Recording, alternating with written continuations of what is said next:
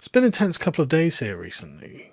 A lot's going on, and actually, I think a lot of the narratives about what Britain is, ought to be, and the current state of it are resolving themselves. The contradictions within them are coming to a resolution, and this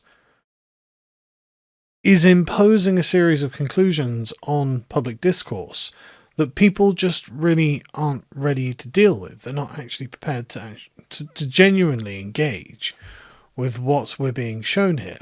So, you of course will remember the Labour conference where Keir Starmer said, if you even imply any of the immigrants who come here aren't English, we're coming for you with everything we've got.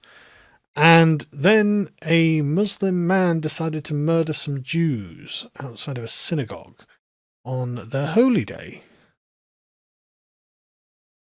Why would he do that? If everyone in the country is just English, what would be the reason for that? Why is it significant that that day is a day at all, other than a normal day ending in Y, if they're all just English? And the answer is, of course, they're not. The Jewish people are not just English, they're Jewish. They have their own culture, customs, history, and calendar of holy days, and they have ethnic enemies. And we brought millions of them into the country. And for some reason, we allowed them to just live cheap our jowl in Manchester. If you actually look at where the attack took place, you'll notice that one side of the road is Jewish, and the other side mostly Jewish, and the other side is mostly Muslim. And they're different. They actually are kind of just enemies. And things that are happening around the world make them enemies, as if the rivalry and objection to one another doesn't go back longer than that anyway, and there aren't deeply embedded issues between them in at least one of their holy books. And yet we're supposed to say, well, this is all just part and parcel of being English in Keir Starmer's renewed Britain, restored Britain, whatever he calls it. The Greater Britain against Little England. And it's like, okay, well, I don't know whether you've noticed, but tensions couldn't really be higher. And I don't really see these communities getting on. And nobody has any answers for any of these issues. So, I mean, Shabana Mahmood, the English Home Secretary, said, as a Muslim, this is how I feel. And she appealed to calm and for solidarity and compassion. I saw like a bunch of the mainstream shit libs like Emily Maitlis and on the newsagents and the BBC implying that, in fact, straight up saying, oh, the right will use this to divide us. The BBC was like, this could be neo-Nazis. So we need solidarity and unity. Against who? It looks like the division already exists. It looks like the division is plain as day. And because of what's happening in the Middle East between Israel and Palestine, that is taking place on our streets because we've recreated the issue in miniature in this country. And so, well, the right will use this to divide us.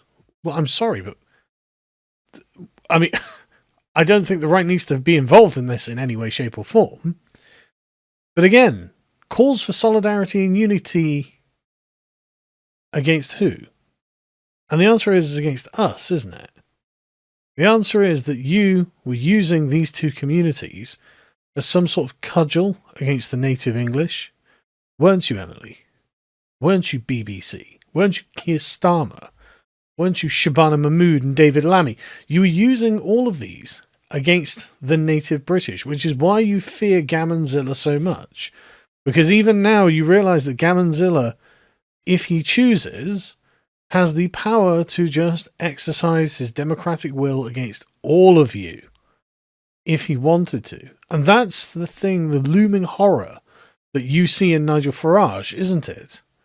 You see in Nigel Farage not the avatar, but the political instrument of Gamonzilla. That he could say, you know, I've had enough of all of you. And Nigel Farage says, yeah, you're right. Millions of them need to go home. This is what indefinite leave to remain needs to be removed for. So millions of them will go home. But that creates a problem for those people who are against the native British population.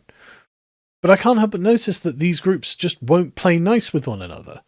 All day, today, all day, I was watching LBC, Times Radio, various other things that were crossing my timeline, and it's nothing but Jews ringing up these places saying, well, we don't feel safe in England anymore. It feels like actually the Muslim community might start turning on us. I hear that this is called an intifada, that they have been angrily protesting about in the streets for a couple of years now. And so we're not feeling very safe, and we think we might leave. Well, must be nice to have somewhere to go. Because the English haven't felt very safe in England for a long time, and nobody cares. And we don't have anywhere to go. So at least you have that. Wouldn't it be nice to have a state that actually prioritises your concerns? And the thing is, it's not like the British state and the intelligentsia of this country haven't done everything they can to try and keep the coalition against the native population intact. They've done everything they can, say, no, our Jewish friends are welcome, our Jewish friends are welcome. And personally, I haven't got a problem with them. I haven't got a problem with any Jewish people, actually, now I think about it. There's such a small community of Jewish people, and they don't ever blow anything up. So I've never really thought about them. They don't interfere with my life. I don't feel persecuted by them. I don't feel put in danger by them. But there is a community in this country that does feel put in danger by them, right? Because they see Jewish people as an extension of Israel. And they also see the Palestinians as an extension of the Ummah. And so they feel like the Jewish people in Israel killing Palestinians is not separate to Jewish people in this country. Now, you can complain that that doesn't seem fair to you. True, it's not fair. You can complain that these things are actually completely different. Not all Jewish people feel represented by Israel, and maybe they don't. But this is a question of perceptions. This is not a question of what is actually true or necessarily even just. It's what certain communities believe. And if they believe that they are represented in the Palestinians, that they are constantly going on about Israel murdering, to the tune of hundreds, if not thousands of them, then you can see why Jewish communities in this country don't feel safe. Because they will look and go, well, you are right here, and I'm supposed to pretend, from their point of view, that this isn't political outside of the context of the Middle East. But I mean, I don't know whether you've noticed, it's obviously incredibly political to these people outside of the context of the Middle East, whether they're here or not. And I was listening to LBC earlier, and the Muslim caller called up and said, I don't feel safe here either. Oh, great. So no one feels safe in modern multicultural Britain. In Keir Starmer's renewed Britain, this glorious multicultural, progressive, woke paradise, no one feels safe. Incredible. And on the very day of the attack, there was a very rowdy, riotous protest in Parliament Square.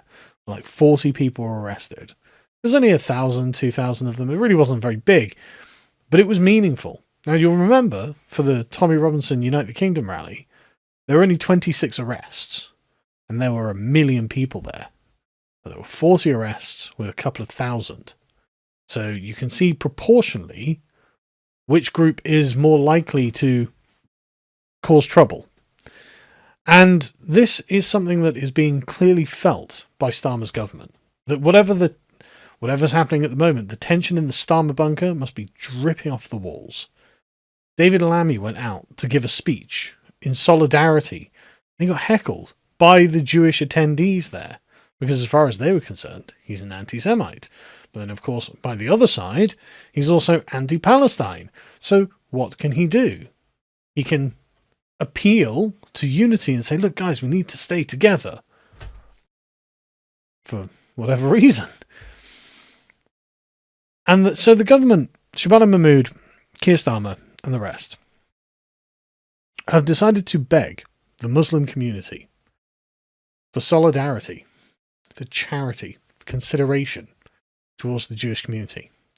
Yes, they have their Palestine marches all the time, but we've just had a Muslim jihadi called Jihad al-Shami, which means jihadi from Syria, holy warrior from Syria, murder a couple of Jews outside of a synagogue on their holy day. So could we have some consideration from you? And the answer is no. The goodwill is not forthcoming from the Muslim community to the Jewish community, because the Muslim community views the Jewish community as an undertaking a genocide, whether you agree with that or not. The goodwill is not forthcoming on their part. In fact, the unspoken words, "we got one of yours," are kind of hanging in the air at the moment. And so they are going to continue protesting. They are going to continue doing what they're doing. And they're not going to find themselves being very sympathetic to the Jewish position on whether they feel safe or not. The talking heads, the progressive thought leaders of both sides, are both saying the same thing, but you can tell the activists aren't feeling it. These groups hate each other, and they kind of want to have the fight. They think they are having the fight back in the old country, and now they're here, they're continuing it on. And they have been for some time. And the problems are so deep. The problems genuinely run so deep. Like, have you ever looked into some of the things they teach in the mosques? Have you ever looked into some of the things that they actually say about the people of this country? Not just the Jewish community either.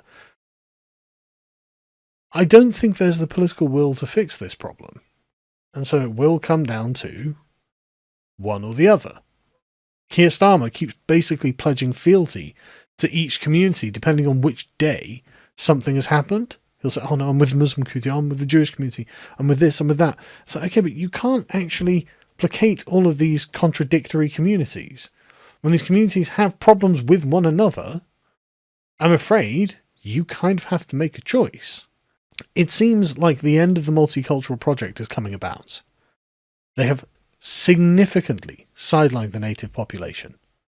Like, we don't see native concerns represented in our politics. We don't see native concerns represented in our media. And the closest we get is them saying, "You're not allowed to care about immigration because that's racist." That is the closest we get. And we can get 1 million people out in the streets, and they say, "No, you're all racist.